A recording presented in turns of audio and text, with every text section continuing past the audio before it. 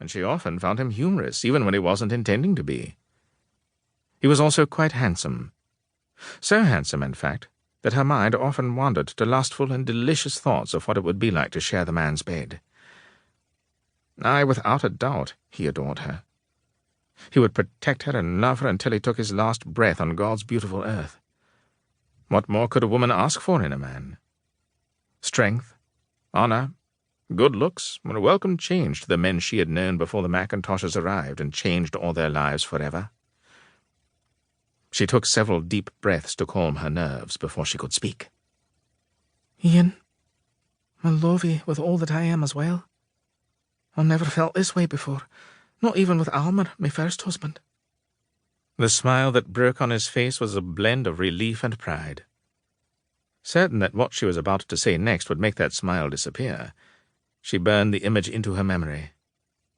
Every bit of his handsome face, from the way his full lips were curved upward to the sparkle in his intense blue eyes that crinkled slightly at the corners.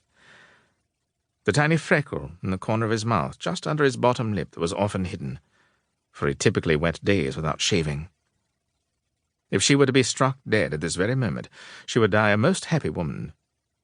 She could take this beautiful image of him with her to keep her warm and content throughout eternity. But that would have been the coward's way out of a potentially ugly situation, and Rose was never one to behave as such. I fear there is something we must discuss first, Ian. Something of great importance. Although he continued to smile, his eyes were filled with questions. Great importance? He was confident that it was not so important as to change his feelings toward her. I cannot give you children, she told him sadly. As the morning mist evaporates against the sunlight, so did his smile when the reality of her words slowly sank in. 'Twas not what he expected to hear. "You be barren?" Rose gave a slight shake of her head as she swallowed back tears. Nay, I can get with child, but I cannot carry past my 3rd month. Ian had never dreamed of having children until he fell in love with Rose McLaren. He hadn't exactly led the kind of life that would allow for a wife or bairns. Those past encounters with women, now that he reflected upon it, were nothing more than moments taken to meet his physical needs. But Rose, somehow, without even trying, she had changed him from a whoring, warring, drinking fool to a man who looked to the future with new eyes. A future with Rose as his wife and the mother of his many children. Pain and sorrow filled her eyes, and he could feel both to his very core, just as deep as if it had been his own personal loss. Possessed with the overwhelming urge to take her into his arms, he pulled her close. They clung to one another for comfort, solace, and strength. "It matters not to me," he whispered against her blonde locks with a voice that cracked.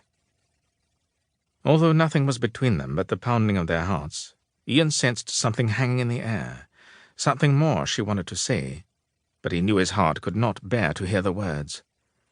He'd not give her the chance to tell him she could not marry him.